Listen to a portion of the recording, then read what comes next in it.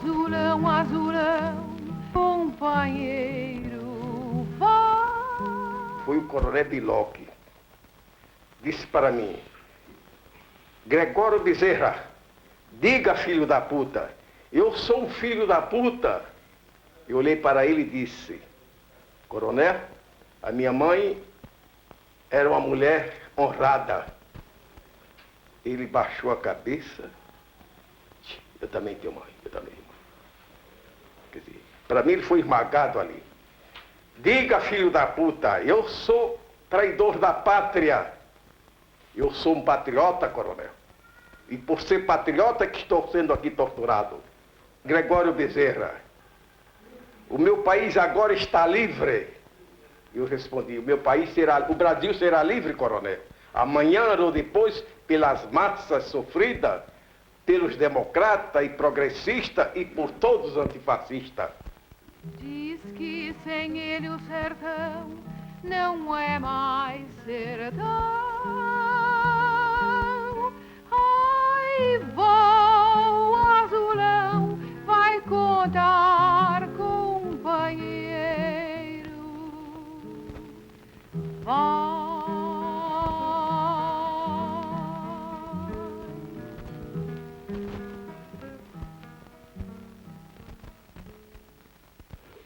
Eu me fiz comunista, primeiro porque eu era um revoltado. Porque até a idade de 29 anos, praticamente, procurava um caminho. Eu tinha vontade de lutar, mas não tinha o apoio, não tinha uma pessoa que me esclarecesse. Então, em 1929, viajando no trem da Central do Brasil, um camarada que tinha sido meu companheiro, meu colega de trabalho em 1917, ajudante de pedreiro como eu, e chegou no meu ouvido, cochichou: você já leu esse jornalzinho? Eu disse: que jornal? Ele disse: A Nação. Eu disse: que Nação? Ele disse: é um jornal editado pelo partido para as massas. Então, botou no meu bolso. Quando eu cheguei no alojamento, eu fui ler o jornal. Li 2 vezes. Até o fim da última página. Comecei na primeira página, fui o último. E verifiquei que o jornal falava uma linguagem diferente dos jornais existentes até então. Aquilo me impressionou.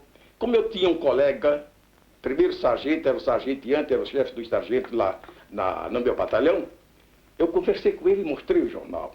Ele pegou o jornal e leu e disse: olha, Gregório, isso é perigoso.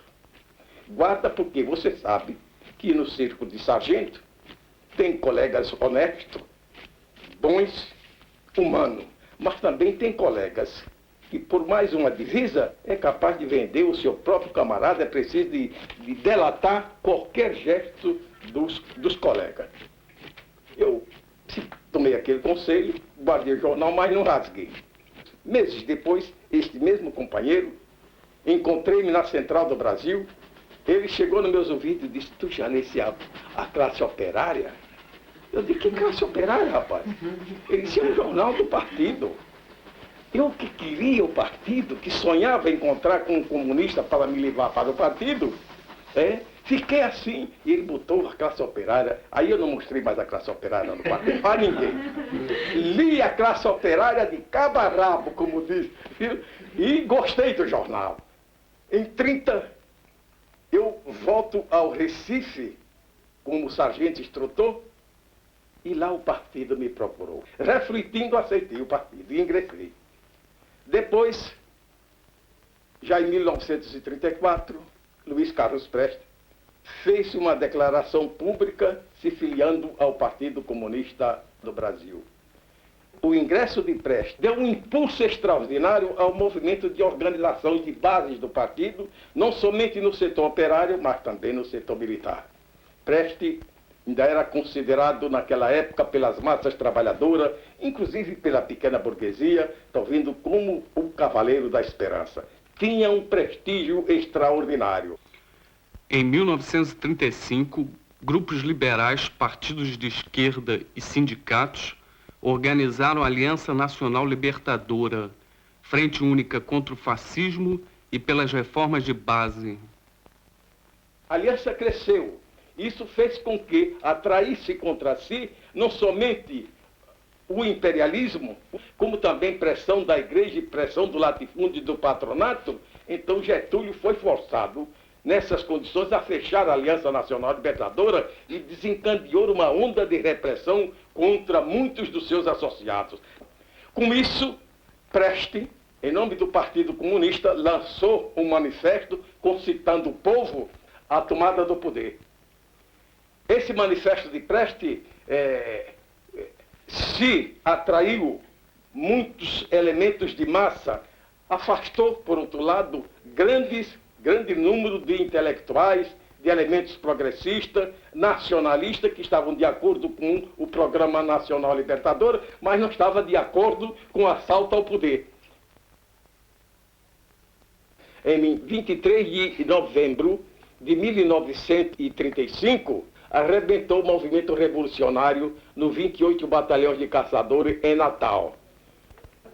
Logo no primeiro dia, eu pessoalmente recebi um radiograma e tomei todas as medidas necessárias no sentido de comunicar o comando da Revolução, que se achava reunido permanentemente, e recomendando de que não levantassem o batalhão, não deflagrasse a Revolução em Recife no dia de domingo.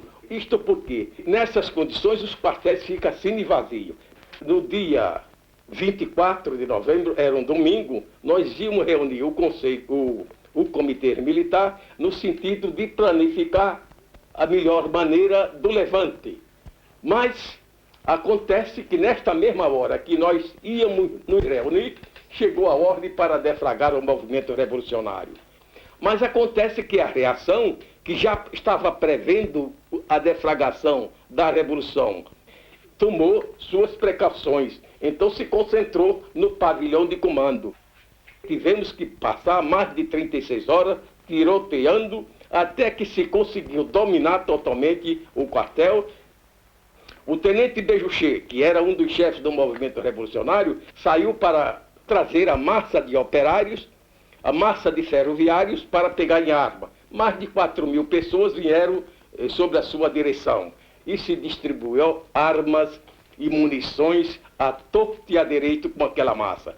A meu ver, o comando da Revolução cometeu um grande erro, porque aquela massa, se está enquadrada entre os militares, que eram verdadeiros técnicos do ponto de vista militar, começaram a sair pelas ruas, tiroteando à torto e à direito. Isto prejudicou muito a coesão da força revolucionária, a falta de organização.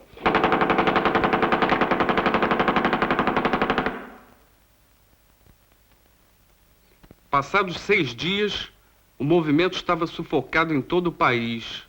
A oposição democrática indiscriminadamente foi lançada às prisões e às salas de tortura.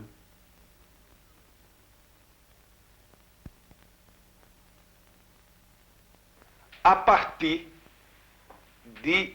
do início de 1963, e eu estou falando sobre o Nordeste, principalmente em Pernambuco, o partido tinha me designado para trabalhar no campo. Foi uma tarefa que eu aceitei de mãos beijadas, porque eu também sou de origem camponesa e fui assalariado agrícola desde os 7 anos de idade até os 9 anos. Dr. Júlio Maranhão, dono da usina Caxangá, seu gerente e alguns capanga liquidaram uma pequena comissão sindical que foram pedir a diferença dos seus salários que não tinham recebido. Nesta mesma tarde, em nome do partido, eu concitei a massa campesina. E fui muito franco para ela, dizendo que o único remédio para acabar com aquela matança de camponeses, de assalariados agrícolas, seria a união e a organização de todos eles, unidos e organizados dentro do sindicato. Era a única força capaz de deter a mão assassina do patronato rural contra os nossos irmãos camponeses. O fato é que indiquei como remédio também que, dali por diante, cada campesino que fosse vítima do latifúndio, do usineiro ou do senhor do engenho, aonde ele caísse, morto ou ferido, deveria também morrer morto, ou pelo menos ferido, um usineiro ou um dono do engenho. E apelei para os camponeses dizendo: vocês são maioria. Os usineiros, os donos, senhores de engenho e seus capanga é uma minoria insignificante. É tempo de vocês perderem o medo, porque o inimigo fundamental de todos nós é o medo. Até então, naquele período, em Pernambuco e Alagoas, em Pernambuco e Paraíba, já tinham sido mortos cerca de 22 camponeses, mais ou menos nessas condições. E era necessário frear aquele movimento. No Nordeste, particularmente em Pernambuco, onde o campesinato não tinha direito ao salário mínimo, não tinha direito à legislação trabalhista nem previdenciária, não tinha direito a coisa nenhuma, e recebia o salário de fome e de miséria. O salário era pago em vale para o barracão, onde o trabalhador agrícola era brutalmente, mais uma vez, explorado na qualidade dos gêneros alimentícios, no roubo do peso, quando o patrão vai somar a conta do trabalhador, sempre aumenta 15, 20% a mais do que na realidade ele deve. É o que os camponeses chamam o pulo do lápis. Então, a situação, se era desesperada, era terrível para os trabalhadores agrícolas, era realmente 2 vezes pior para as mulheres trabalhadoras agrícolas. Pelo simples fato de serem mulheres, eram odiosamente discriminadas. Recebia o salário, a metade do salário que recebia o seu companheiro ou qualquer outro cidadão, embora produzisse a mesma quantidade de trabalho.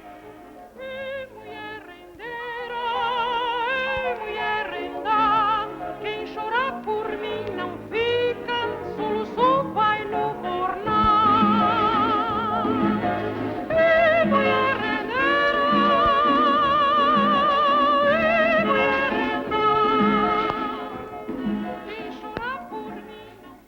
Conseguimos mobilizar a massa camponesa. Criamos delegacias sindicais em todos os engenhos, em todas as fazendas da zona da mata. Mostrávamos para o campesinato que as reivindicações econômicas era imprescindível, era necessário, mas era necessário também ele compreender, conscientizar-se politicamente, não só para ter conscientização da força, de sua força organizada no sindicato ou em qualquer outra associação, como também para conscientizá-lo no sentido da luta pela reforma agrária, que era a única solução para todo o campesinato assalariado agrícola e para todas as categorias de camponeses pobres. Eles compreenderam, porque sentiam o apoio da classe operária.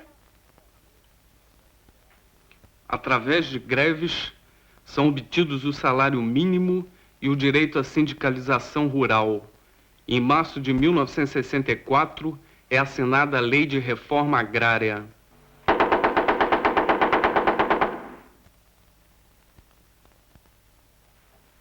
No dia 31 de março de 64, aliás, dias antes do 31 de março, nós mais ou menos sabíamos que o golpe estava iminente. 2 ou 3 dias antes, eu caí no campo, noite e dia, a mobilizar os assalariados agrícolas para oferecer resistência ao golpe militar que a serviço do imperialismo americano. No dia 31, para o dia 1º de março de 64, eu me achava num engenho, em um dos engenhos do município de Águas Pretas, perto de Palmares,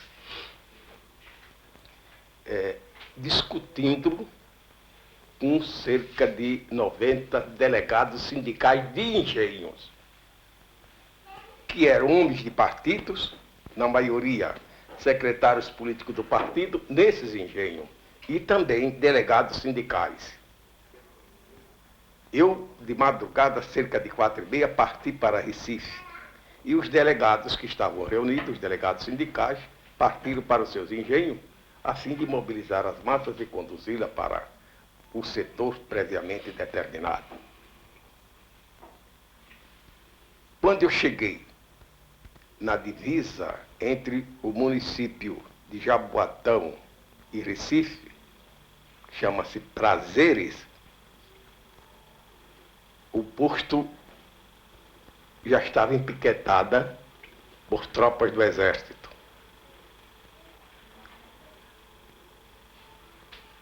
Logo de longe tinha uma grande fila. Eu coloquei o meu jipe na fila dos militares. E observei que quando os militares buzinavam 3 vezes, fã, fã, fã, a barreira abria, né? E os carros passavam. Eu também procurei evitar, né? O que é bom a gente evita sempre. Né? Atravessei a barreira, cheguei em Recife. Mas desconfiei, tudo parado.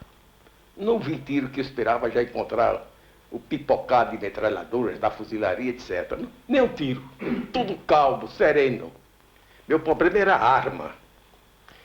Eu vinha pedindo repetidas vezes a arma Abiguera Reis, que era um governo eleito pela Frente Eleitoral do Recife, que sempre funcionou magnificamente bem.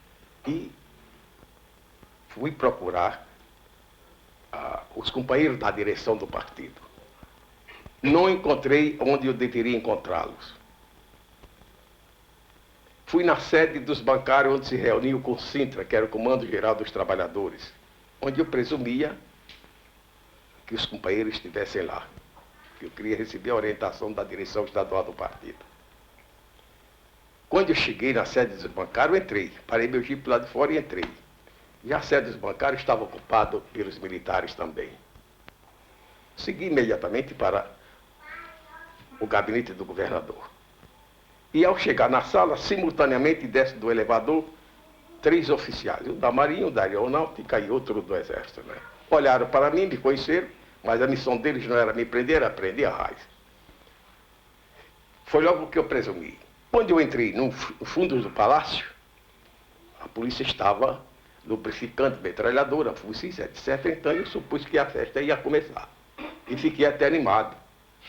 Mas a coisa foi diferente, né? E quando eu cheguei lá na sala que dá para o gabinete de Arraes, chegou os milicos, entraram e saíram 2 cidadãos. Pela fisionomia deles, trêmula e pálida, eu notei que havia algo no gabinete de Arraes e presumi logo a prisão de Arraes. Tomei o jipe e voltei de mãos abandonadas, sem um fuzil. Foi uma frustração muito grande para mim. A coisa sempre para mim dá o contrário. Em 1935 eu tinha muito armamento mesmo, e muita munição. Em 64 eu tinha muitos homens dispostos a lutar, a perder suas vidas para defender o governo de Jango, defender o governo de Arraes, que chamavam Arraes de Pai Arraia, e defender a Constituição da República. Infelizmente não tínhamos arma. Saí e fui desmobilizar a massa. Eu não ia enfrentar tanques, fuzis e metralhadoras com foice e estrovenga.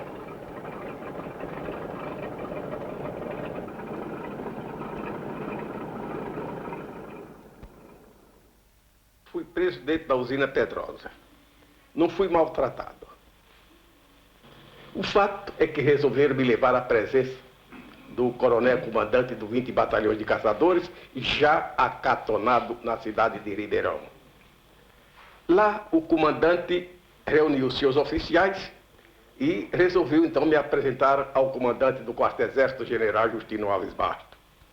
algemaram-nos de pés e mãos, me enliaram todo de corda, dos pés à cabeça, e me jogaram dentro de uma carroceria de caminhão como se eu fosse um fardo de qualquer coisa. O general Justino Alves perguntou aos coronéis Ibiapina e Bandeira se me conhecia. Ibiapina respondeu que me conhecia, que eu tinha sido instrutor de educação física no colégio militar, era um excelente instrutor, todo mundo gostava de mim, mas que agora ele tinha nojo de mim. Eu respondi para ele que também tinha nojo de todos os fascistas fantasiados com a farda do exército. Isso me valeu uma coiçada de fuzil no estômago e um soco na cara e 2 telefonemas por trás nos ouvidos. Uma coiçada de fuzil no estômago e o soco na cara e os telefonemas, eu caí. Eles me levantaram novamente e o Justino Alves Bato, então, me perguntou: e os depósitos de munição sobre a tua responsabilidade, onde se acham? Eu respondi: que depósito de armamento e munição, general? Se eu tivesse armamento e munição sobre a minha responsabilidade, eu não estaria aqui sendo soltado pelos coronéis Ibiapina perante Vossa Excelência.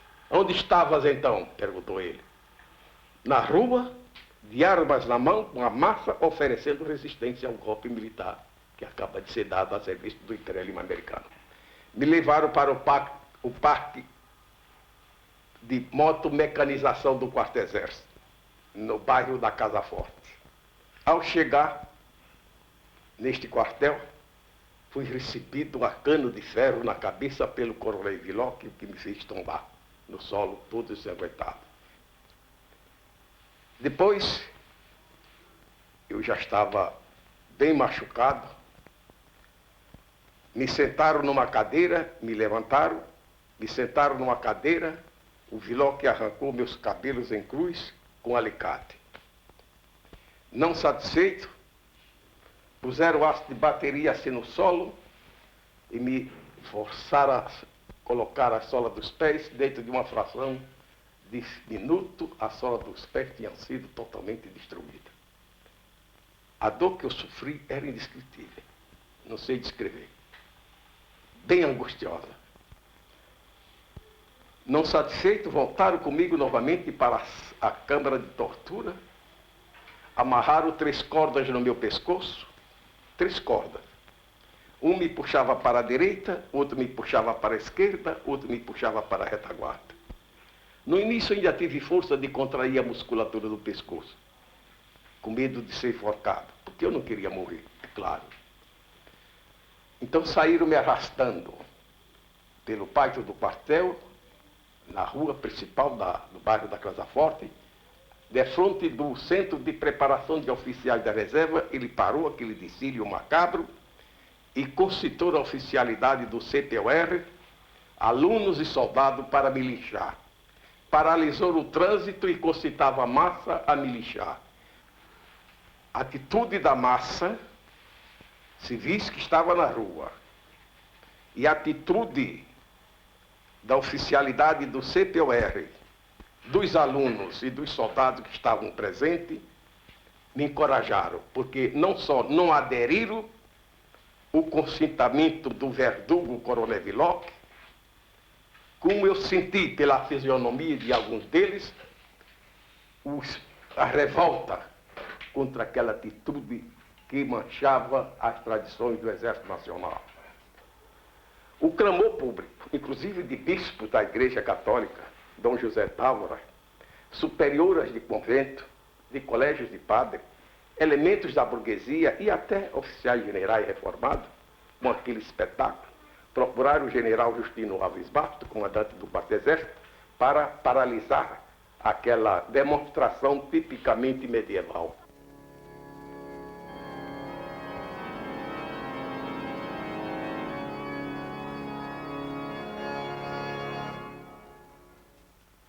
Além dos telefonemas e do repórter Écio, que anunciava de instante a instante que eu estava sendo trucidado no bairro da Casa Forte pelo coronel Vilocchio e uma turma de sargentos. Eles precisavam, então, dar uma demonstração de que eu estava ali. E por isso fui mais uma vez televisionado lá dentro do quartel. Isso foi bom porque o público tomou, pelo menos viu o meu estado físico em que eu me achava naquele momento. Prender, torturar e matar era exclusivamente um privilégio da polícia política de Vargas, principalmente chefiada pelo bandido fascista Filinto Miller. Agora, de 64 para cá, elementos das Forças Armadas do Brasil, Exército, Marinha e Aeronáutica, e a Polícia Federal disputam esse privilégio de perseguir, prender, torturar e matar e sequestrar presos políticos.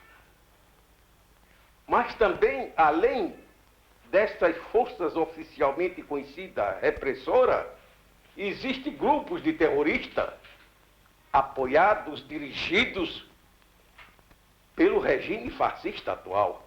São os grupos de caça comunista, o Esquadrão da Morte e tantos outros que proliferam pelo Brasil afora, a serviço dos truques, dos monopólios, inclusive da CIA.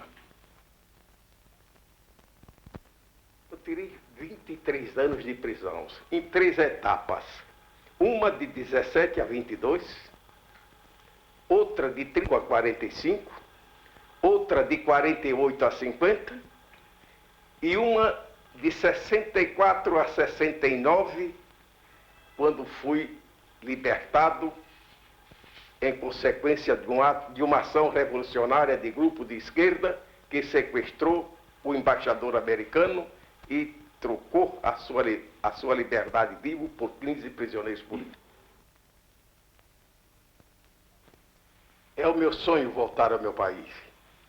Eu tenho uma vida, posso dizer, tranquila, porque tenho recebido uma solidariedade efetiva, constante, dos camaradas soviéticos, principalmente da dedicação dos seus médicos, que restabeleceram a minha saúde em mais de 60%.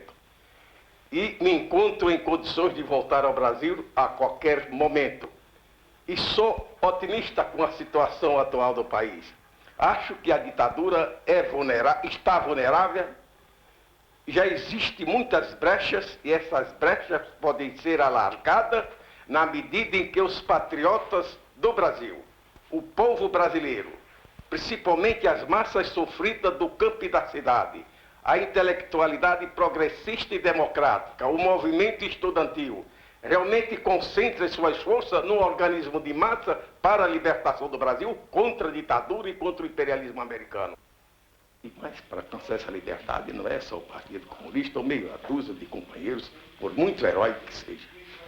Não conquistará. Só conquistará numa unidade de ação comum contra o inimigo comum, nas mesmas barricadas, lado a lado. Então o partido faz esse apelo, e eu pessoalmente, como velho lutador, faço, companheiro, porque a ditadura é vulnerável.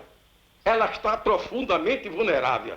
Temos que unir todas as nossas forças, todas as nossas energias, daqui de dentro da Europa e lá dentro do Brasil. E nós podemos, todos vocês podem contribuir para o desfecho contra a ditadura militar. O que nos interessa é unir, é criar um movimento mais ou menos unitário de massa, tá vendo? Que nós chamamos a frente antifascista e patriota, na luta comum contra a ditadura militar e fascista, que, repito, ela é vulnerável, há várias brechas e temos que alargar essa brecha. Isso era o que eu queria dizer a vocês. Não sei se vocês estão se corresponder mais ou menos à expectativa, mas dentro das minhas limitações, que são muitas, era o que eu poderia dizer a vocês. Agora, fique certo, esse velho comunista que está aqui, que luta há 50 anos, está certo de que nós alcançaremos a liberdade do nosso país. Azulão, azulão, companheiro, vai ver meu engano. sagrado. Diz que sem ele o sertão não é mais sertão.